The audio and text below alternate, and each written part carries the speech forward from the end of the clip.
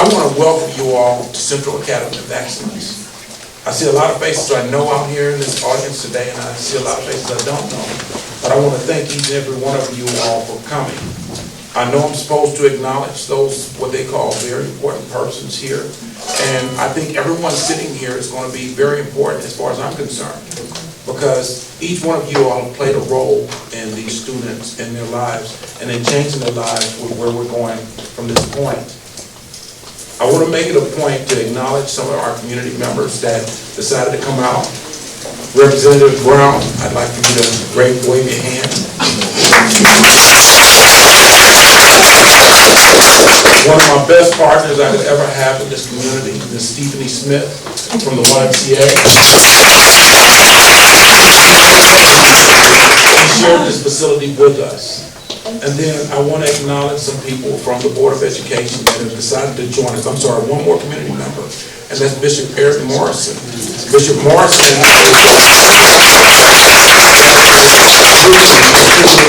to the foundation of what we're doing here.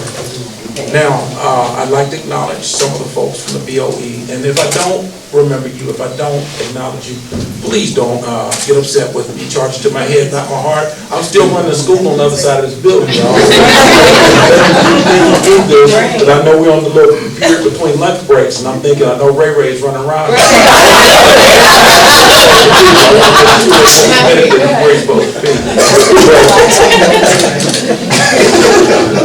First of all, I have to say thank you to my superintendent, to my brother, my friend, my boss. A lot of categories he could fit. I want to say thank you to him, because when this idea came up, he was like, yeah. Excitement. Yeah. It's not often that you come with an idea or a thought and someone bags it wholeheartedly without questioning your motives, without questioning, well, how's it going to benefit me? I want to thank Darrell Davis. He's not here, but Dr. Darrell Davis, he was the superintendent of school leadership at the time, and while he was the superintendent, he was like, "Madrid, I got an opportunity for you. What you think?" And you know, it's not often I turn anything down. I'm like, "Sure, I'm in. I'm all in." But after Dr. Davis took another assignment, Dr. Lewis stepped up, and it was like, man, the ball hadn't dropped. We're rolling even faster because the support is just there. And you feel it. You don't feel like, man, I got road bumps in the way. Because every time it seems like there's a road bump, Dr. Lewis or somebody's pushing it out the way. They're paving the street for him. Mr. Jerry Kidsey, he's going to say, man, please don't talk about me. Gerard Kidsey is really the reason that much of this is happening. Taking care of the financial side, the logistics side, and then some people don't understand there's an aesthetic side that goes with all of this, because this is a beautiful place. And then those folks in the BOE that I just have to mention, Mr. Ivan Nugent, Ms. Natalie Allen, who else is here? Jennifer Collier and Brenda Cyrus, Elise Proctor, my good friend in the back, Pamela Pearson. And if I missed anyone else, oh, Justin Robinson. That's the communications department, you all has done a great job promoting this. And then last but not least, Lynn Garing. Lynn has been in our school. She needs the ID turned on where she can just walk in at will, because she's been over here as if she's assigned here on a daily basis. So when I talk about support, this doesn't happen without support. And then now that I've talked about all these folks, my true VIPs, the kids that decided not to quit school. The kids that said,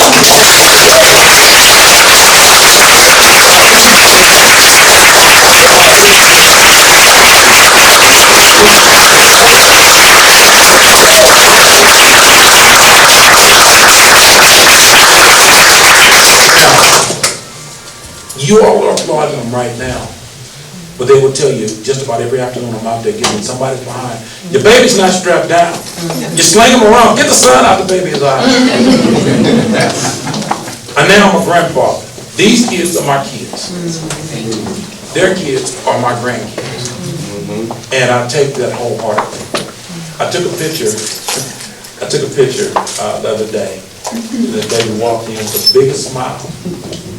And when she walked in the door, she saw me, she was like, oh, I'm late.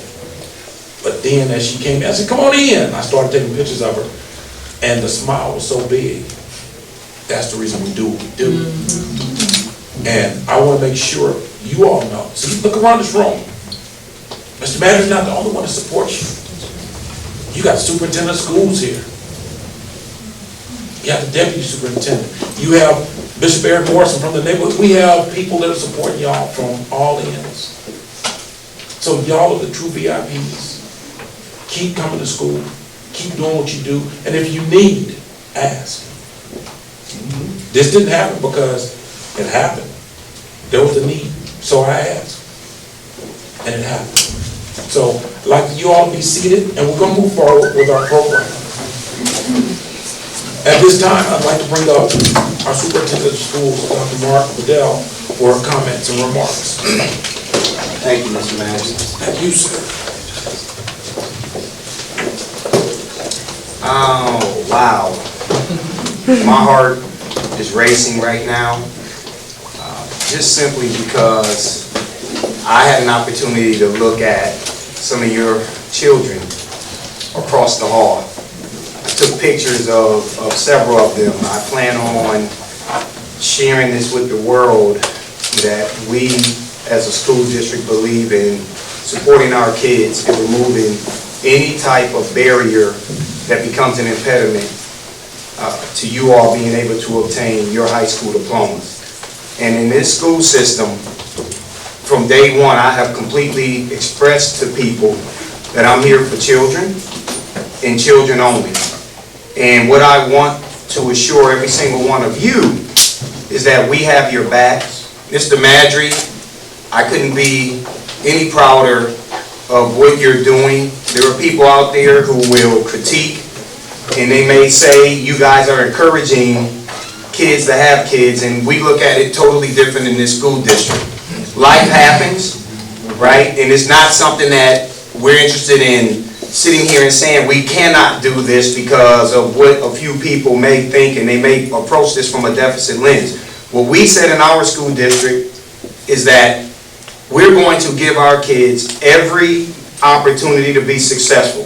This is one of a few of those initiatives. This is the first school to have an early Head Start program in the metro area. And so we're extremely proud as administrators, as educators, and as a community that we're able to provide this service. This is just the beginning. We've reorged this organization. We're looking at doing some innovative things to remove this 720 to 220 model, because the reality is some of our kids have to help families, their families, and they have to make sure that ends are being met, which means that for some of our kids, 720 to 220 may not be a reality, and that we need to provide other alternatives for kids to be able to come to school, and it may be on a different shift. And so we want to make sure that we're giving our kids every opportunity possible to achieve their goals. So I'm extremely proud. There's a young man in here, Davion, and I had an opportunity to meet Davion last year. He was actually one of the students that was on the Superintendent's Advisory Council. And I believe in hearing from our various sectors of the school system. And so they get an opportunity to meet with me on a quarterly basis and give me feedback on what's happening from the view of students. He and I have formed a pretty strong relationship. In fact, he's one of the kids that I will mentor and do everything in my power to make sure that this young man gets across the stage successfully, and that his daughter will have an opportunity to matriculate through a school system in a very rigorous way that prepares her for college, career, and life. So here's the connection I want to make, and then I will sit down. We just passed our strategic plan 4 weeks ago. Anybody can go to our website and check out the strategic plan. There are 2 components in there where this program meets the needs of our kids. Goal number 1, educating children in the early years. Last year when I interviewed to come to this school district. I said if it was up to me and money was not a barrier, we'd start educating kids at the age of 2. It's one of our legislative agenda items right now, the number 1, to get legislation passed so we can offer universal early childhood education to every 3- and 4-year-old in this area. So that's what we're going to Jefferson City to fight for. Goal number 1 allows for us now to begin to educate kids at a much earlier age and to make sure that they enter into school on grade level, not 11 and 13 months behind in math and reading, because then we're performing triage before they ever even hit the doors. And then there's a component that adults have to do. It's this pillar that schools can't do it alone. Pillar 2. This is where we have safety nets now that we put in place for our students. And Pillar 2 now shows that the community has come together to say we've identified a problem that's a barrier to preventing kids from graduating, and we're going to come together now as a community and make this happen. So there are things that adults have to do in order for these wonderful children to achieve their social, emotional, and academic goals. And this is just another example of the approach that we're taking, not only as a Board of Education, but as a superintendent and administration, to ensure that our clients' needs are being met and being met fully. So I want to thank you, Mr. Madry. I want to thank our community here. I want to thank everybody else that's here in attendance for supporting us with this endeavor. And we truly believe that there is going to be a significant value add to this community, because we're going to have kids who are going to graduate and they're going to be able to achieve their goals because of a program like this. So thank you.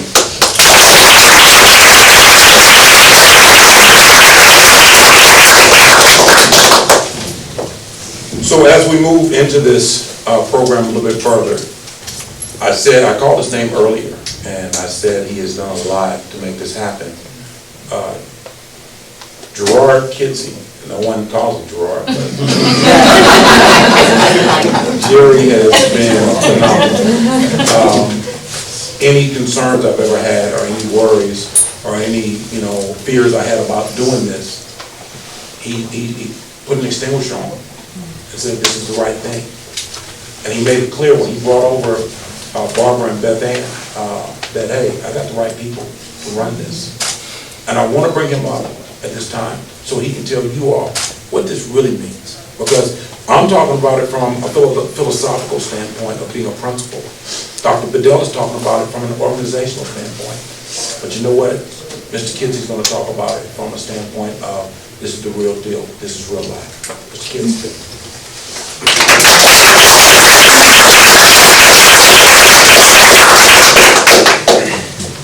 Okay, well, I learned something valuable this morning. Never follow Dr. Bedell to the podium.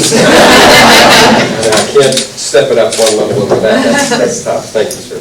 And we're here because Anthony Madry is an exceptional leader. If he didn't want us here, we wouldn't be here. If he didn't say, I need this for my students, we wouldn't be here.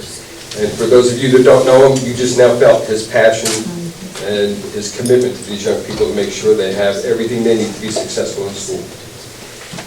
So I thank you for allowing me to be here.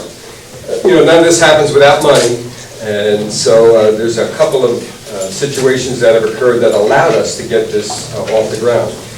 We're lucky enough in Kansas City to have a funders collaborative, and it's made up of a number of foundations that pool their dollars and give dollars out where they see the need. And members of the Funders Collaborative, I see Whitney Hosty here and some others. Oh, hey, there's Hallie, the Kaufman Foundation. They gave us seed capital to get this started. And so with that, we were able to bring staff and get the program up off the ground. But we hit a little snag. And that was, that money didn't have room for brick and mortar. And this is a high school. We had to turn this into an infant toddler care center and a parent and family education center. So luckily, Charlie Egan, who is the trustee for the Stanley H. Durwood Foundation, walked by and said, here's a $50,000 check, you go ahead and build that space. So he can't be here today, but Whitney, please tell him how much we appreciate that.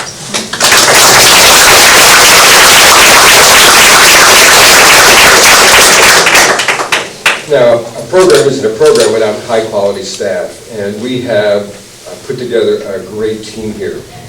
Ms. Forbush, Ms. Haig, and Ms. Bryant are the three teachers, and you have to understand, they're teachers. This isn't daycare. This is early childhood development, and they will be working with these young children that you're entrusting to us while you're in school, so that they reach every one of their developmental milestones across a range of domains. They will be ready for school, as you want them ready.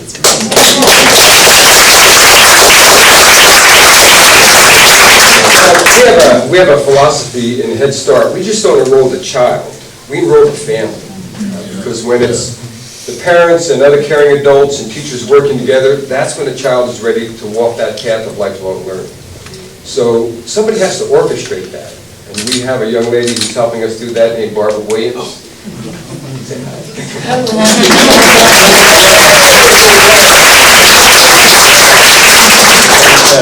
She's just not any regular family advocate. Barbara's an alum of this school.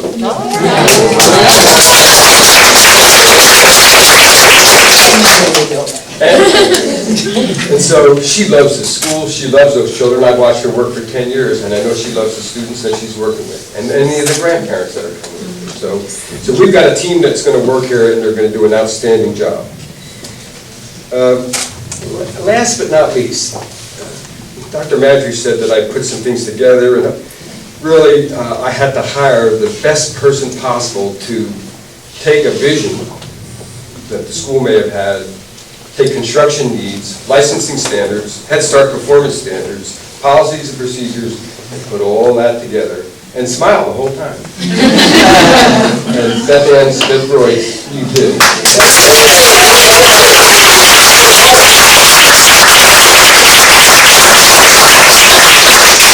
Well done, Beth. Job well done. Thank you. I have lots of help. And the school district used to have a teenage parent center years ago. It was a really, Francis Cofield got that off the ground, and then we lost it because it was really under the district's fiscal responsibility, and it was hard to keep going.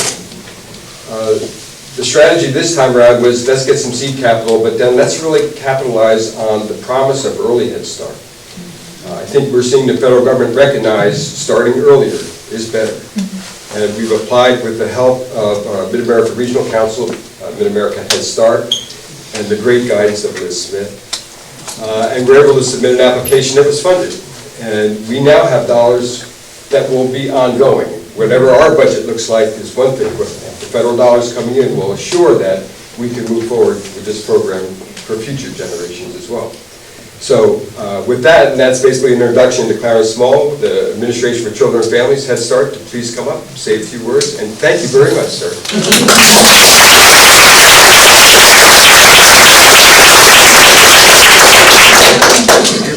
I think it was Mr. Rogers that coined the phrase, "It's a great day in the neighborhood." I remember that. Yes. Thank you for everyone that had a part to play in allowing us as the federal office to be here this morning to celebrate with you all. As the regional program manager, I'm privileged to supervise a dedicated and talented team of professionals who provide the federal oversight and training and technical assistance to 98 programs such as this across the four-state area of Missouri, Iowa, Nebraska, and Kansas. I got two of them today with me. I'd like to introduce them. Ann Spangler, who is the supervisory program specialist and actually the program specialist for this grantee, and then Amanda DeBerg, who is the fiscal person responsible for this grant. So I'd like to say thank you for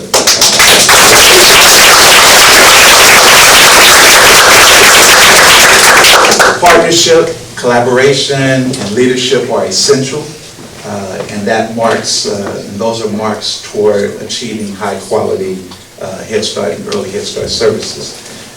Again, I'm extremely honored to be here today to witness the opening of this joint venture. Abraham Lincoln, I think, said it best when he said the best way to predict the future is to create it. With the opening of the Early Head Start Center at this location, I optimistically believe with all my heart that the future just became brighter, not only for these young ladies here, but for those to come and to be served here at this location.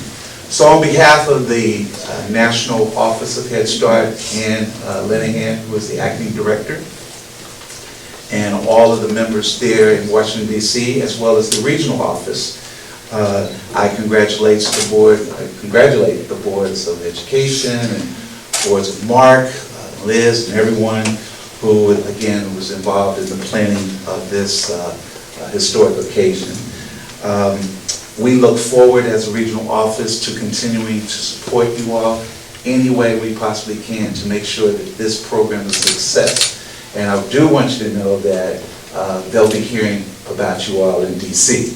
So don't be surprised if you hear your name mentioned somewhere, at some place, maybe even the White House. But again, it's occasions like this that are exciting. And like you said before, this is why we do what we do, and appreciate everyone's involvement. And again, we look forward to hearing innovative practices coming from this location. I look forward to coming back to visit on a regular basis. We will add this location to when the dignitaries from DC come in, that we'd like to come through and bring this to showcase the fine services that are going to be operating out of this location. So we wish you much success. And again, like everyone else has said, we're part of the partnership, and we're there to make sure that whatever we can do from the regional office standpoint, we're going to do to make sure that we assist you all. Thank you.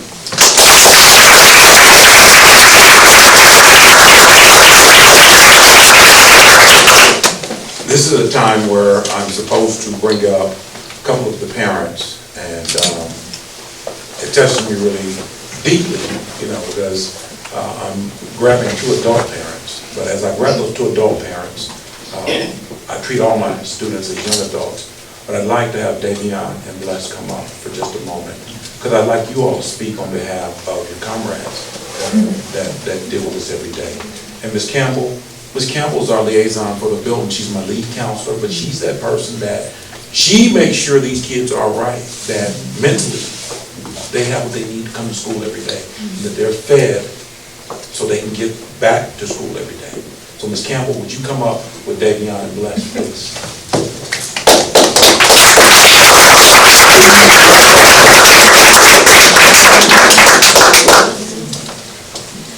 Ms. Campbell, give them a little spill about what you deal with every day. And not cry, right? Okay. Serving as counselor for this building is probably my biggest passion.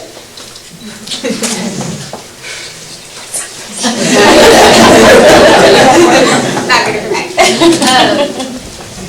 I work with these kids day in and day out, and the struggles that they face are struggles I face, and struggles that Mr. Madry faces, because they don't do it alone. They do it with the support of a staff that truly cares about them, a staff that just wants to make sure that they succeed in the classroom, but also succeed as parents. I still remember the day that Davion told me that he was a dad.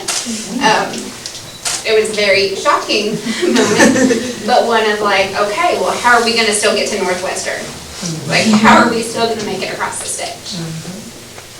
I remember meeting Bless. She was already a mom. I sit and look at these faces, and I remember almost every conversation I had with most of these girls as to when they got pregnant, or how we were going to handle maternity leave, how we were going to face all these challenges. And they're not really challenges, it's obstacles, they're roadblocks. Because at the end of the day, they still go, they do life.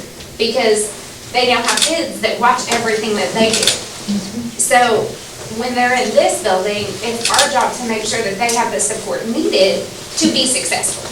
So our passion project was to bring early Head Start here. I remember sitting down with Mr. Madry last year and saying, we have a situation of children that are going to drop out of high school because they have to take care of their children. And so to keep our babies from dropping out, early Head Start. We've been able to bring children back to school.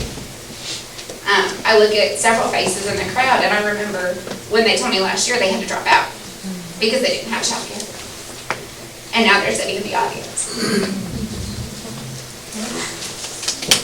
And those are things that make me very emotional. So I'm gonna let the lesson day down talk.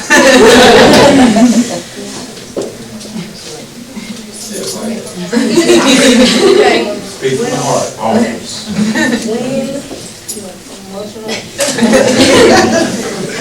I got you. Okay, so when I got pregnant, I really didn't know.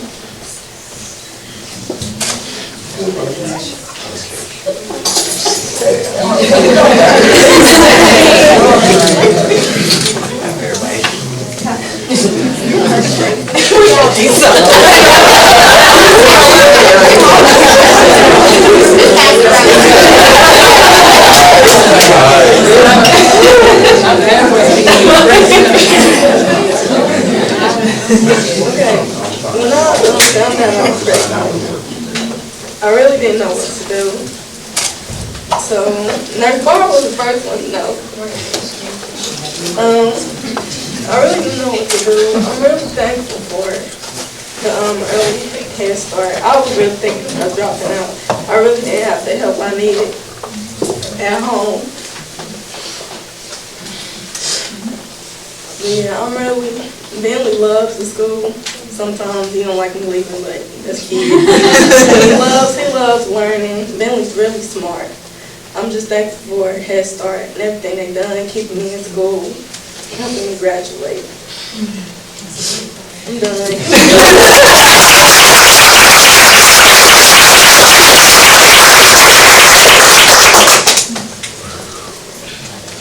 I want to say thank you, first of all, to all the partnerships that went into this program. I want to say thank you for every mentor I had, for every admin that talked to me, every counselor, every helping hand that we had along this way, because the Early Head Start program is something that is very needed, not in just the young parents' life, but in everybody's life, because one, the community sees how we're doing here, and it gives us motivation. Like Bless said, one of the things that hit my mind was, do I want to finish school? I know it's a tough challenge. I know it's obstacles I'm going to face.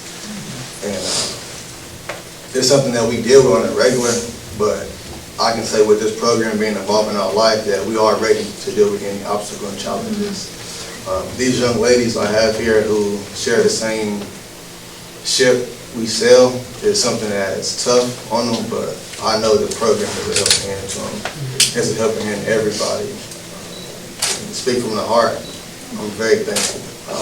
More than appalled that a lot of people didn't think a program like this could make it in the inner city, but it's much needed in the inner city. So from me being a young father, it's heartwarming. It's a big smile on my face, on my peers' face, and I love it. My child loves it, she smiles. And it's a program that I want to see flourish over the years. For younger parents, especially juniors and sophomores, because their kid is not learning on their own, but learning with the parent. So I'm a senior myself, so my child will be out the program this year, but I would love to see children come in and steady learn and grow and develop, because that's what we're all about as an early Head Start program. So I want to say thank you to everybody who put this together today.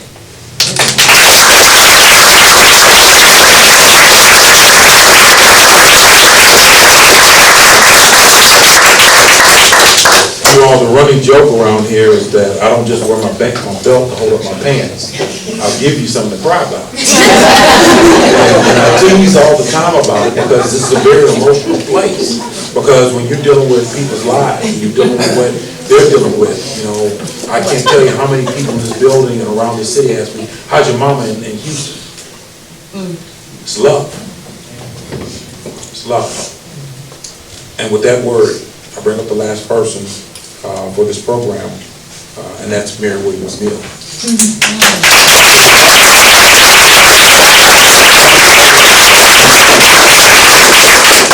Now, Mary Williams-Neal is from this community. She She's a former city councilwoman. Stop crying, I told you. And what y'all don't know is that on a regular, this lady's attendance is better than most of the people that get paid.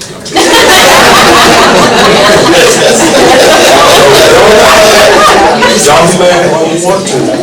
Her attendance is better than most of my paid employees. She's here every day. I can count on what time she's going to be here. She's never been paid a dime. And when I say, hey, I need something, doesn't matter what it is. She's put me in touch with some of the most powerful people in this city. And, you know, I'll say, are you okay? No, are you okay? You know, I know I'll look run down some days. And she's like, no, I'm worried about you. And my mother's in Houston, but I have one here in Kansas City.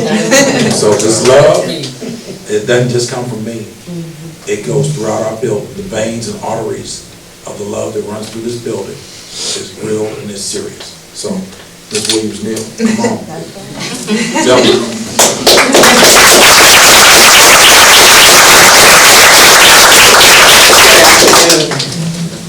In 1965, when Head Start began, I was a 17-year-old single parent. And when I look at these girls, I think about me. So every day that I walk into this school, I think about how I can get them to the White House. Because I've been there. And with all of you, many of you, that helped me to get there. But today I'm supposed to talk about a community. And Dr. Vidal said something that's very important to us. And one of the things that we're trying to do here at Central High School is to make every adult accountable to each other. So we have put together a resource center, so I said before. All the alumni, clergy, anybody want to come and help. Mr. Mayor doesn't care as long as you're a person that's going to keep the kids safe. This community needs every single one of us. And it doesn't matter how old you are. It doesn't matter how young you are. We are trying our very best in this school to make a difference in the lives of this community because this is just the beginning for us. We're going to check all the abandoned houses here too. I'm going to use my city resources and skills to find out why our children have to walk past these places every day. It's going to take time, so we're going to need every single one of us to help. And not only Central High School, because we got Northeast, and I'll be following Dr. Vidal around because I want to be able to bless people the way I was blessed. I'm one of those young black girls from Mississippi. And I came to Kansas City in 1969. And it was all kind of people that made a difference in my life. Who would have thought that a cotton picker with an outside toilet would be in the White House speaking to the President of the United States of America on behalf of Kansas City was 500,000 people. Who would have thought that? I never dreamed. But teachers, I want to tell you this. It was a teacher when I was 3rd grade. I would go to school. I didn't have deodorant. I could get my hair combed. And it was a teacher that took me under her wings. And she told me, she said, you are going to fly one day. I thought, man, I'm already flying.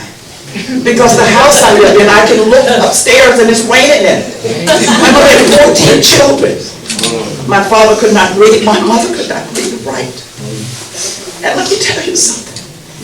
I know I can't say it, I gotta say Jesus, God I have to, because there is no way that I would have got from Mississippi to Kansas City without a miracle. I can tell you that right now. And with that miracle, Jerry, Betty, Charlotte, all these people I see in this room, Mr. Small, you have made a difference in my life. And every one of these kids here, young people, I tell them every day, when they can't get to Mr. Madrid, come on up there. Grandma got you. We got some peanut butter and we got some bread. You know, if they need me, that band need me to run someplace here, pick up this. If a kid need a coat, I'm on my way. You need any gas? No. If I don't have gas, I don't need to be driving the truck. And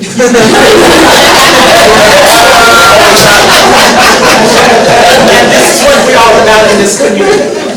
I'm telling you, when Mr. Manager talked about the one Central, we talking about a one Kansas City school district. Because we got to lift Dr. Bedell up. Because I'm telling you guys, I've watched all of this, and I've been around for a while.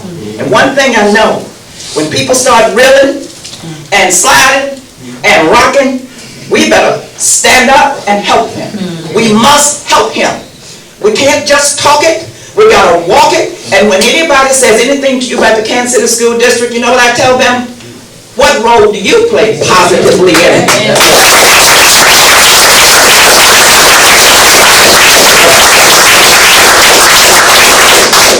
You cannot be part of the solution. You're definitely part of the problem. So at this school,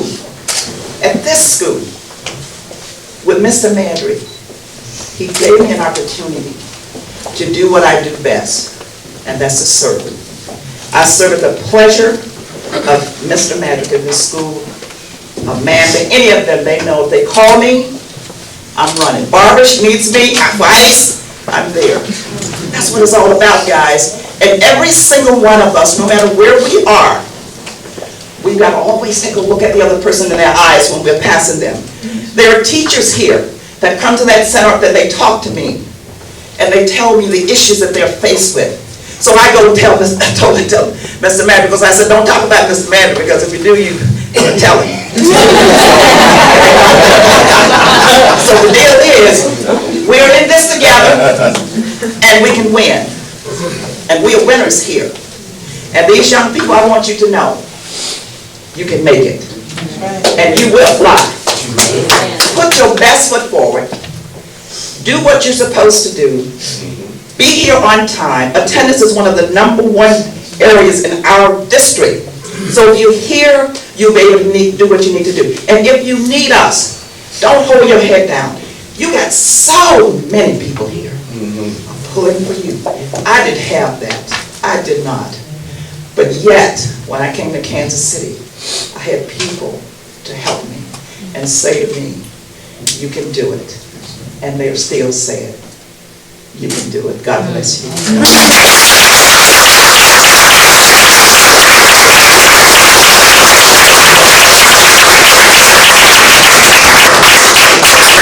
Lastly, I need to give out a couple of recognitions or acknowledgments. Our school board president is not here today, and but we do, and we were blessed to have one of our other board members here, and I'm going to ask her to receive this on behalf of Melissa Robinson. She represents my area, but she represents the whole school district. So I'd like Ms. Jennifer Wolfsey to receive this on behalf of Melissa Robinson.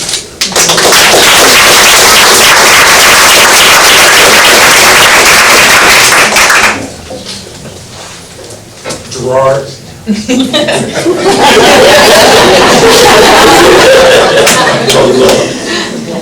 On behalf of Central Academy of Excellence, this early childhood program, and these students in this community, I'd like to give you this as a token of our appreciation. Thank you for everything you've done.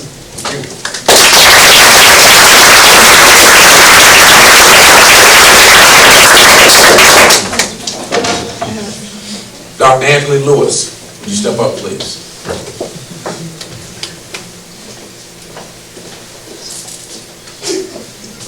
On behalf of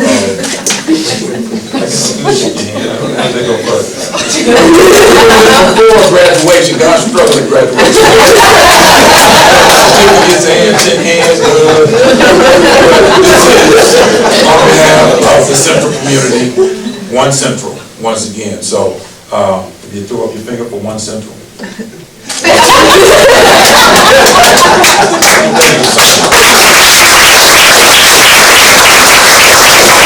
Dr. Gerald Davis is not here today, but I'd ask Ivan Nugent to come up and take his place.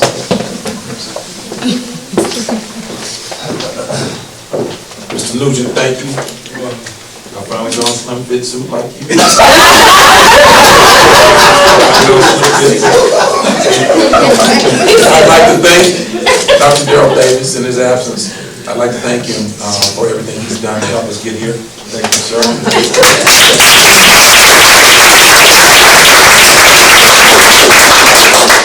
Yeah, and last but not least, my boss, my superintendent.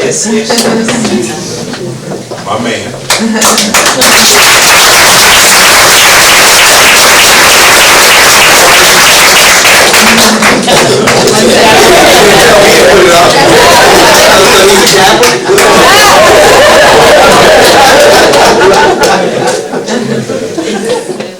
Good afternoon, everyone, and let me please first say that this is a special occasion because my oldest daughter was a senior in high school and became pregnant.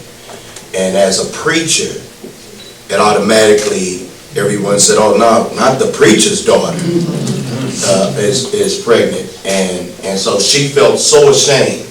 But every day of her pregnancy, I made it my business to go with her to school.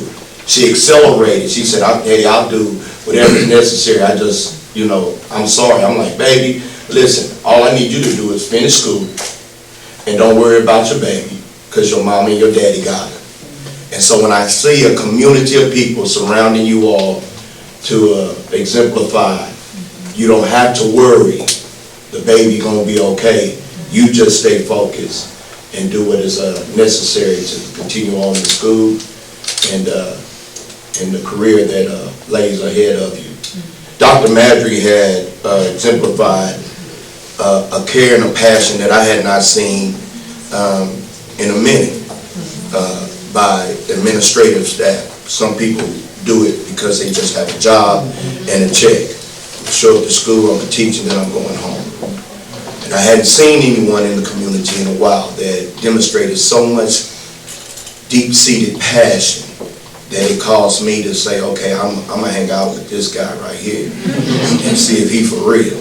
Because off the cuff, he was really, I'm gonna get these kids on move, like that. And I was like, oh, okay, I've been around, I heard a lot of good talk, we gonna see if you're really all about what you're saying. And when it was time for the school year to end and to begin, one of the administrative persons in the person of Miss Wilson said, Miss Morrison, it's time to pray over the school again. And when I got up here and found the principal, Dr. Madry here, saying, I'm ready to go in and start praying, I said, oh yeah, this guy, he is for real. And so as a result of that, my heart just went out totally to the entire school, the administration, and everything that was transpiring and is still transpiring. And so when we talk about a community and we talk about love, I don't have my text in front of me. I would preach it to you. 99 problems, but preaching ain't one of them. All